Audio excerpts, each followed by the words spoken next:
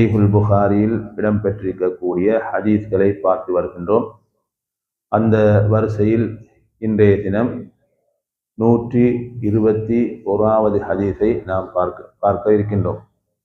அந்த ஹதீஸை அறிவிக்கக்கூடிய சஹாபி ஜரீர் இப்னு அப்துல்லாஹ் ரலியல்லாஹு அன்ஹு அவர்கள் சொல்லுகின்றார்கள், நபியுல்லாஹி ஸல்லல்லாஹு அலைஹி வஸல்லம் அவர்கள் ஹஜ்ஜத்துல் விதாவின் போது, நபி ஸல்லல்லாஹு அலைஹி வஸல்லம் அவர்களின் இறுதி ஹஜ்ஜின் போது நபி அவர்கள் உரையாற்றினார்கள், உரை நிகழ்த்தினார்கள். அதில் சொன்னார்கள், மக்களுக்கு அமைதியாக இருக்கும்படி சொல்லுங்கள் என்று சொல்லிவிட்டு நபி அவர்கள் சொன்னார்கள், எனக்கு பின்னால் உங்களில் சிலர் இன்னும் சிலரை கொலை செய்வதன் மூலமாக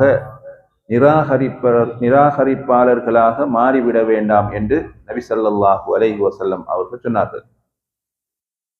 இந்த ஹதீஸிலே நபி ஸல்லல்லாஹு அலைஹி வஸல்லம் அவர்கள் தன்னுடைய இறுதி ஹஜ்ஜின் போது மக்கள் நிறைய பேர்கள் இருந்தார்கள். அப்போ அங்கு கொஞ்சம் சத்தங்கள் ஏற்பட்டது. அப்பொழுதுதான் நபி ஸல்லல்லாஹு அலைஹி வஸல்லம் அவர்கள் மக்களுக்கு அமைதியாக இருக்கும்படி சொல்லுங்கள் என்று சொன்னார்கள். எனவே ஒரு மஜ்லிஸில், அறிவுடைய மஜ்லிஸில் நாங்கள் இருக்கும் பொழுது, அங்கு பாடங்கள் நடக்கின்ற பொழுது நாம் கூச்சலிடாமல் சப்தமிடாமல் மௌனமாக இருந்து கேட்க வேண்டும் என்பதை அந்த செய்தி எங்களுக்கு எடுத்து காட்டுகிறது. இரண்டாவதாக, எனக்கு பின்னால் உங்களில் சிலரை கொலை செய்து நிராகரிப்பாளர்களாக நீங்கள் மாறிவிட வேண்டாம் என்று நபி ஸல்லல்லாஹு அலைஹி வஸல்லம் அவர்கள் சொல்லி இருக்கின்றார்கள். அப்படி என்று சொன்னால் நபி அவர்கள் முன்னறிவிப்பு செய்கின்றார்கள், எனக்கு பின்னால் குழப்பங்கள் வரும், முஸ்லிம்களுக்கு மத்தியிலே அந்த குழப்பம் ஏற்படும், சிலரை கொலை செய்வார்கள் என்று நபி அவர்கள் அறிவிப்பு செய்கின்றார்கள். எனவே அதன் மூலமாக நீங்கள் நிராகரிப்பாளர்களாக மாறிவிட வேண்டாம் என்று நபி அவர்கள் சொல்லுகின்றார்கள். அப்போ ஒரு முஸ்லிம் இன்னொரு முஸ்லிமை கொலை செய்யக்கூடாது. அப்படி கொலை செய்தால் அவர் காஃபிராக மாறிவிடுவாரா, இஸ்லாத்தை விட்டு வெளியேறி விடுவாரா என்று கேட்டால் அப்படி அல்ல. அதாவது பெரும் பாவங்களில் ஒன்று. நிராகரிப்பு இரண்டு வகை, பெரியது, சிறியது. இந்த ஒருவர் கொலை செய்வதென்பது சிறிய நிராகரிப்பு, இஸ்லாத்தை விட்டும் அவரை வெளியேற்றி விடாது, ஆனால் நரகத்துக்கு இட்டு செல்லக்கூடிய பெரிய பாவங்களில் ஒன்று என்பதையும் நாம் விளங்கிக் கொள்ள வேண்டும். அதே போன்று 122வது ஹதீஸ், அது மிக நீண்ட ஹதீஸ். அதை நாங்கள் சுருக்கமாக என்ன செய்வோம், பார்ப்போம். அது எல்லோருக்கும் தெரிந்த ஒரு செய்தியாகவும் இருக்கிறது. அந்த ஹதீஸ் என்னவென்று சொன்னால் 122வது ஹதீஸ், சயீத் இப்னு ஜுபைர் ரலியல்லாஹு அன்ஹு அவர்கள், அதாவது தாபிஈன்களில் ஒருவர், இப்னு அப்பாஸ் ரலியல்லாஹு அன்ஹுமா அவர்களிடத்தில் கேட்கின்றார்கள், மூசா ஹதிர் அலைஹிஸ்ஸலாத்து வஸ்ஸலாம் அவர்கள் சந்தித்த மூசா அலைஹிஸ்ஸலாத்து வஸ்ஸலாம் அவர்கள் பனு இஸ்ரவேலர்களுக்கு அனுப்பப்பட்ட தூதர் இல்லையாம் என்று நௌஃப் என்று சொல்லக்கூடியவர் சொல்லுகிறார், இது உண்மையா என்று கேட்டார். அப்பொழுது இப்னு அப்பாஸ் ரலியல்லாஹு அன்ஹுமா அவர்கள் சொன்னார்கள், அவர் பொய்யுரைத்து விட்டார். மூசா அலைஹிஸ்ஸலாத்து வஸ்ஸலாம் அவர்கள் என்பவர், அதாவது ஹதிர் அலைஹிஸ்ஸலாத்து வஸ்ஸலாம் அவர்கள் சந்தித்த மூசா அலைஹிஸ்ஸலாத்து வஸ்ஸலாம் அவர்கள் பனு இஸ்ரவேலர்களுக்கு அனுப்பப்பட்ட தூதர் தான், வேறு யாரும் இல்லை என்று இப்னு அப்பாஸ் ரலியல்லாஹு அன்ஹு அவர்கள் சொல்லிவிட்டு, உபை இப்னு கஅப் ரலியல்லாஹு அன்ஹு அவர்கள் சொன்னதாக ஒரு செய்தியை சொல்லுகின்றார்கள்.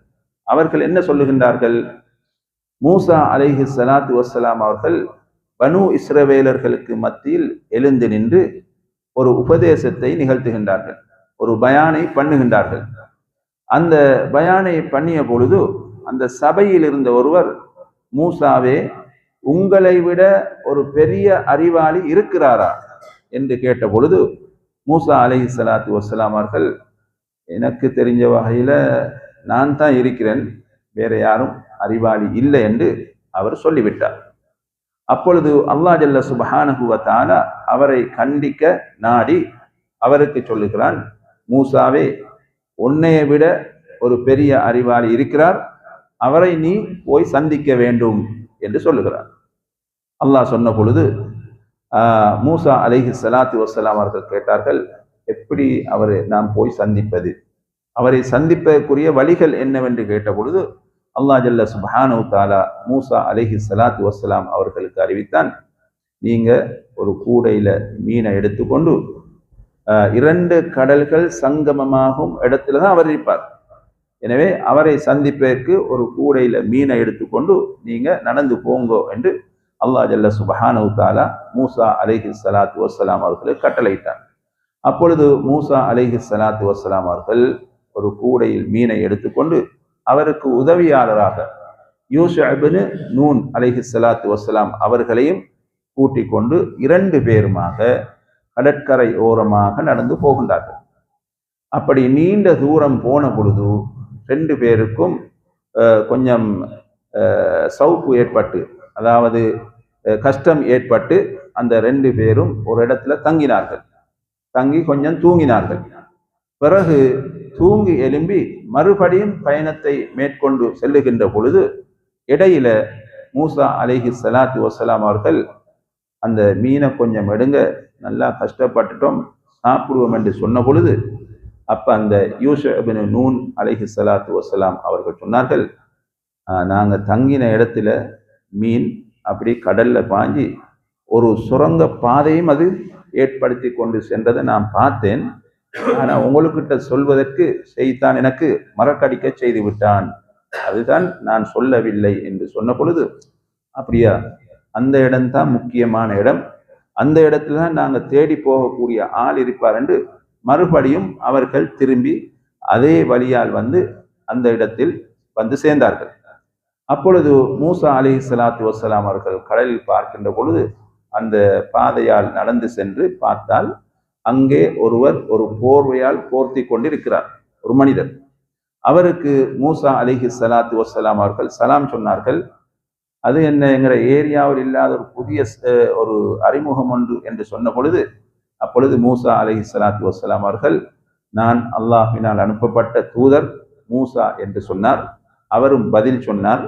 அப்பொழுது மூசா அலைஹி ஸலாத்து வஸ்ஸலாம் அவர்கள், அல்லாஹ் உங்களுக்கு கற்றுத்தந்த அறிவில எனக்கும் நீங்க கற்றுத்தாருங்கள், அதனை படிப்பதற்காக வேண்டி உங்களை பின்துயர்ந்து செல்லலாமா என்று கேட்ட பொழுது ஹதிர் அலைஹி ஸலாத்து வஸ்ஸலாம் அவர்கள், ஹிதிர் ரெண்டாவும் வாசிக்கலாம், மிக சரியான வாசிப்பது ஹதிர். நாங்கள் ஹிதிர் என்ன சொல்லுவோம், ஹதிர். அப்ப ஹதிர் அலைஹி ஸலாத்து வஸ்ஸலாம் அவர்கள் சொன்னார்கள், நல்லந்தான், ஆனா நீங்க பொறுமையா இருக்க மாட்டீங்க என்று சொன்னார். அப்ப மூசா அலைஹி ஸலாத்து வஸ்ஸலாம் அவர்கள், இன்ஷா அல்லாஹ், அல்லாஹ் நாடினால் நான் பொறுமையாக இருப்பேன் என்று சொன்னார். சரி என்று சொல்லி 2 பேரும் கடற்கரையோரமாக நடந்து சென்றார்கள். அவ்வாறு நடந்து செல்கின்ற பொழுது அங்கு ஒரு ஏழைகளுக்குரிய ஒரு கப்பல் ஒன்று இருந்துச்சு. அந்த கப்பலில் வேலை செய்யக்கூடியவர்கள் ஹதிர் அலைஹி ஸலாத்து வஸ்ஸலாம் அவர்களை அறிமுகமானவர்கள். அப்பொழுது ஹதிர் அலைஹி ஸலாத்து வஸ்ஸலாம் அவர்களையும் மூசா அலைஹி ஸலாத்து வஸ்ஸலாம் அவர்களையும் அந்த கப்பலில் அந்த மக்கள் ஏற்றி கொண்டார்கள். அப்பொழுது ஏறினதன் பின்னால் மூசா அலைஹி ஸலாத்து வஸ்ஸலாம் அவர்கள் அந்த கப்பல்ல ஒரு பலகையை கழட்டி போட்டார். அப்ப மூசா அலைஹி ஸலாத்து வஸ்ஸலாம் அவர்கள் கேட்டார்கள், என்ன வேலை செஞ்சீங்க? இப்ப கப்பல் இருக்கியாக்கள் எல்லாம் மூழ்கடிக்க போற வேலை ஒன்று தான் நீங்கள் செய்தீர்கள் என்று சொன்ன பொழுது ஹதிர் அலைஹி ஸலாத்து வஸ்ஸலாம் அவர்கள் சொன்னார்கள், நான் சொன்னேன்னா இல்லையா, நீங்க பொறுமையா இருக்க மாட்டீங்க. சரி சரி, அது மறதியாக பேசிட்டேன், பயணத்தை தொடருவோம் என்று 2 பேர்களும் பயணத்தை தொடர்ந்து ஒரு ஊருக்கு போய் இறங்கினார்கள். இறங்கி கடற்கரையோரமாக நடந்து செல்கின்ற பொழுது அங்கு கொஞ்சம் சிறுவர்கள் விளையாடி கொண்டிருக்கின்றார்கள். அதில் ஒரு சிறுவரை அழைத்து ஹதிர் அலைஹி ஸலாத்து வஸ்ஸலாம் அவர்கள் அந்த சிறுவனை கொலை செய்து விட்டார்கள். அப்பொழுது மூசா அலைஹி ஸலாத்து வஸ்ஸலாம் அவர்கள், முதல் செஞ்ச வேலையை விட ஒரு ஆபத்தான வேலை அல்ல, இப்ப செஞ்சிட்டீங்க என்று சொல்லி சொன்ன பொழுது மூசா அலைஹி ஸலாத்து வஸ்ஸலாம் அவர்கள் சொன்னார்கள், சரி, அதையும் மன்னித்துக் கொள்ளுங்கள் என்று சொல்லிவிட்டு 2 பேர்கள் நடந்து ஒரு கிராமத்துக்குள் நுழைகின்றார்கள். நுழைகின்ற பொழுது அந்த கிராமவாசிகளிடத்திலே எங்களுக்கு சாப்பாடு தாருங்கள் என்று கேட்கின்றார்கள். யாரு? 2 நபிமார்களும் எங்களுக்கு சாப்பாடு தாருங்கள் என்று கேட்ட பொழுது அந்த மக்கள் 2 பேர்களுக்கும் சாப்பாடு கொடுக்கவில்லை. அப்பொழுது மூசா ஹதிர் அலைஹி ஸலாத்து வஸ்ஸலாம் அவர்கள் அந்த ஊர்ல ஒரு சிவரொன்றி, அது விழப்பாக்குது. அந்த சிவரை அவர்கள் நேராக நிமிர்த்தி வைத்தார்கள். அப்பொழுது மூசா அலைஹிஸ்ஸலாத்து வஸ்ஸலாம் அவர்கள் சொன்னார்கள், சோறு கேட்டோம், சாப்பாடு கேட்டோம், சாப்பாடும் தரல. அப்படி இருந்தும் அந்த சிவரை ஏன் நீங்க சும்மா நிமித்தி வச்சீங்க? அதுக்காக வேண்டி நீங்க கூலியாச்சிலும் கேட்டிருக்கலாம் என்று சொன்ன பொழுது மூசா அலைஹிஸ்ஸலாத்து வஸ்ஸலாம் ஹதிர் அலைஹிஸ்ஸலாத்து வஸ்ஸலாம் அவர்கள் சொன்னார்கள், உங்களுக்கும் எனக்கும் உரிய பிரிவு இப்பொழுது ஏற்பட்டு விட்டது என்று சொன்னார்கள். பிறகு அதுக்குரிய அந்த விளக்கங்களை எல்லாம் ஹதிர் அலைஹிஸ்ஸலாத்து வஸ்ஸலாம் அவர்கள் சொன்ன செய்தி சூரத்துல் கஹ்ஃபிலே இடம்பெற்றிருக்கிறது. இந்த செய்தியை சொல்லிவிட்டு நபி ஸல்லல்லாஹு அலைஹி வஸல்லம் அவர்கள் சொன்னார்கள், மூசா அலைஹிஸ்ஸலாத்து வஸ்ஸலாம் அவர்களுக்கு அல்லாஹ் அருள் புரிவானாக. அவர் கொஞ்சம் பொறுமையா இருந்திருந்தா இந்த 2 பேர் மூலமாக அல்லாஹ் எங்களுக்கு நிறைய விஷயங்களை கற்று தந்திருப்பான் என்று நபி ஸல்லல்லாஹு அலைஹி வஸல்லம் அவர்கள் சொன்னார்கள். அந்த ஹதீஸ்ல இடையில ஒரு செய்தி விடுபட்டது. அது என்னவென்று சொன்னால், கப்பல்ல ஏறியதுக்கு பின்னால அந்த கப்பலின் ஓரத்தில் ஒரு பறவை வந்தது. பறவை வந்து அந்த கடல் அப்படி கொத்தியது. பிறகு ஹதிர் அலைஹிஸ்ஸலாத்து வஸ்ஸலாம் அவர்கள் மூசா அலைஹிஸ்ஸலாத்து வஸ்ஸலாம் அவர்களை பார்த்து சொன்னார்கள், இந்த பறவை கொத்தி எடுத்த தண்ணீர் தானே, இந்த தண்ணி அல்லாஹ் உங்களுடைய அறிவும் என்னுடைய அறிவும் அல்லாஹ்வுடைய அறிவிலிருந்து இந்த பறவை கொத்தி எடுத்த தண்ணியுடைய அளவுக்கு சரி குறைந்து விடவில்லை. அப்படி பெரிய அறிவாளி தான் அல்லாஹ். நாங்க அறிவில மிகவும் குறைந்தவர்கள் என்பதை ஹதிர் அலைஹிஸ்ஸலாத்து வஸ்ஸலாம் அவர்கள் மூசா அலைஹிஸ்ஸலாத்து வஸ்ஸலாம் அவர்களுக்கு கற்பித்து கொடுத்தார்கள். இது யாரு பேசுகின்றார்கள்? நபிமார்கள். என்ன சொல்லுகின்றார்கள்? உங்களுடைய அறிவும் என்னுடைய அறிவும் அல்லாஹ்வுடைய அறிவிலிருந்து இந்த பறவை எடுத்த தண்ணீருடைய அளவுக்கு கூட ஒரு சொட்டும் குறைந்து விடவில்லை. நாங்க கொஞ்சம் படிச்சுட்டு உலகத்தையே பிரட்டி போடுவோம். எப்படி? கொஞ்சம்தான் படிச்சிருப்போம், உலகத்தையே பிரட்டி போடு அளவுக்கு சும்மா கதைச்சு பேசி திரிஞ்சு நான் தான் பெரிய ஆளுன்னு கொண்டு நிற்போம். இது யாரு சொல்றாங்க? நபிமார்கள் சொன்னாங்க. எங்கள்கிட்ட ஒரு சொட்டு அறிவு தான் இருக்கு, ஒரு சொட்டு அறிவு. எனவே மூசா அலைஹிஸ்ஸலாத்து வஸ்ஸலாம் அவர்களும் அல்லாஹ் நாடினால் நான் தான் அறிவாளி என்று சொல்லல, மறந்துட்டாங்க. அப்பதான் அல்லாஹ் கண்டிப்பதற்காக இல்ல போங்க இப்படி ஒரு ஆள் இருக்கு. அப்ப மூசா அலைஹிஸ்ஸலாத்து வஸ்ஸலாம் அவர்களும் வாகனத்துல ஏறி போனேன்னு சொல்லல, நடந்து போனதாகத்தான் அல்லாஹ் ஜல்ல சுப்ஹானஹு தஆலா சொல்வதாக நபி ஸல்லல்லாஹு அலைஹி வஸல்லம் அவர்கள் இந்த ஹதீஸிலே சொல்லுகின்றார்கள். அப்ப கல்வியை கற்பதன் முக்கியத்துவத்துல ஒன்று, எவ்வளோ சிரமங்கள் இருந்தாலும் அந்த சிரமங்களை தாண்டி போய் கற்றாதான் அறிவு எங்களுடைய உள்ளத்துல நிற்கும். லேசா என்ன செய்ய முடியாது, அறிவுகளை பெற்றுக்கொள்ள முடியாது. அதனாலதான் இப்ப நவீன காலத்துல போன் மூலமாக வேற வேற கருவிகள் மூலமாக அறிவை டக்குன்னு என்ன செய்வாங்க, பார்ப்பாங்க. அந்த அறிவு அவர் உள்ளத்துல இருக்காது. இப்ப எவ்வளோ வாச்சிருப்பீங்க, எவ்வளோ பயான் கேட்டிருப்பீங்க, ஆனா நிறைய மனசுல என்ன செய்யாது, இருக்காது. ஏன்னா கஷ்டம் இல்லாம லேசா சுமக்கக்கூடியது. எனவே மிச்சம் கஷ்டப்பட்டு யாரெல்லாம் அறிவை சுமந்தாங்களோ அது உள்ளத்தில் நல்லா அப்படி ஆழமாயிருக்கும். யாரெல்லாம் லேசா எடுத்தாங்களோ அது லேசா வெளியில போயிடும். எனவே மூசா அலைஹிஸ்ஸலாத்து வஸ்ஸலாம் அவர்கள் கூட வஹி வந்தும் கூட மார்க்க கல்வியை படிப்பதற்காக வேண்டி நடந்து சென்று கஷ்டப்பட்டு படித்திருக்கின்றார்கள். எனவே மார்க்க கல்வியை நாங்கள் என்ன செய்வோம், படிப்பதற்காக வேண்டி காலத்தை நேரத்தை ஒதுக்குவோம்.